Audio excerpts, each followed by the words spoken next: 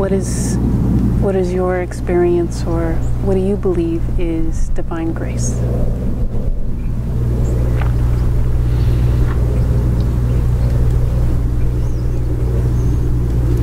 Before going perhaps to what I refer to as that moment when I was aware of the actual working of grace, of what grace is, I should actually go a little bit further back to the earlier memories when I was as a young man, or as a younger man, even throughout my teenage years, as an artist at work. And what I became acutely aware of is that there comes a moment when, after a period of concentration which is required, let's say, in that craft, when you're painting or drawing something, and although I was given to quite a traditional training from an early age, and it was hard to separate the craft from the art, because it's like they were completely inseparable. But there was this distinctive moment, distinctive experience, which I almost had the flavor of it, is when, whilst doing something, there comes a moment when all the effort goes, and something as if literally moves your hand, your eye, your whole instrumentality, this whole physiology, this instrumentality, or it becomes instrumentality as a tool.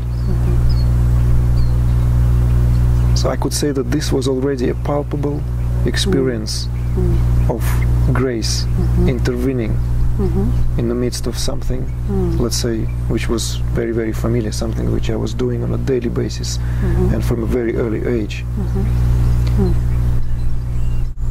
But if we go to, let's say, if to respond to this question in terms of your particular line of interest and how the question itself, or where the question itself comes from, what is the divine grace?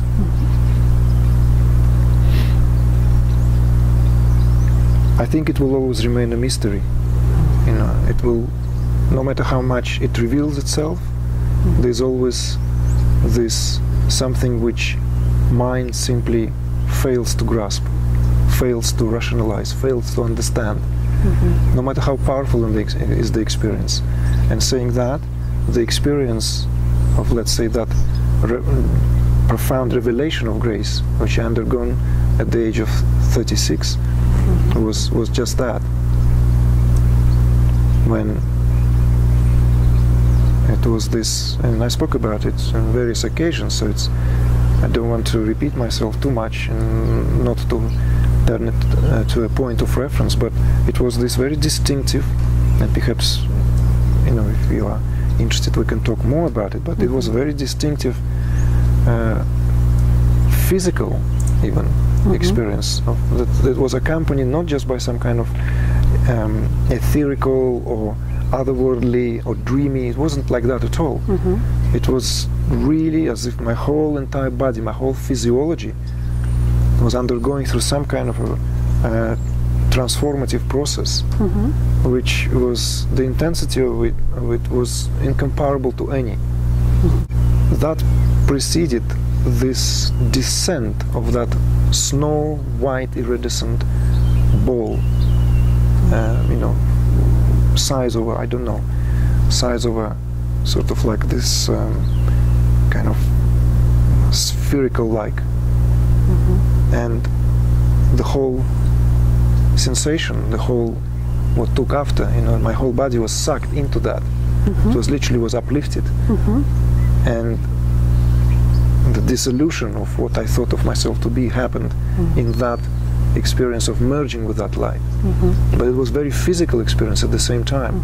So it wasn't like, let's say, again, going back to some previous experiences as a teenager, I had several out-of-body experiences when I've literally witnessed my body, physical body, from some kind of outer space. Very often from the elevated perspective, it was nothing of the kind. It was my whole being was involved and dissolved in that experience. So that if we were to speak in terms of the palpable experience of grace, how do I know it was grace? At the time I didn't. All I knew is that the reality melted as I knew it. Melted in every respect, in every preconceived idea of I ever could imagine, I could conceive. Because by that time, by the age of 36, I already had pretty good understanding, let's say, that all this is one, that the underlying background of all this phenomenal creation is one, and we, like all this oneness. But that was very different. It was a mental idea, intellectual understanding. Okay, yes. Which no matter how much it prepares you, grace just sweeps you off the feet. It's so much bigger. It sounds like this experience certainly was. It's just, I can't even speak in terms of the, bigger, larger. It is not even in terms of the qualitative measure cannot be even applied there. To know if that suffices. I mean, if that really answers the question. It was as if when we speak of that experience, another dimension need to be introduced, not the dimension that we used to, or that is applicable, width, length, height, big, small. It was beyond, it was all encompassing. All these dimensions, let's say, all these dimensionalities were dissolved in that reality. I like the idea of it. It's of a different dimension. That's a great way to at least point to it. That we try to look at it in this particular dimension, and this dimension doesn't describe that. I think this dimension would always give us an approximation. Right. An approximation. It's almost as if, that exercise in terms of the in sacred geometry, squaring the circle. Yeah. It cannot be really measured.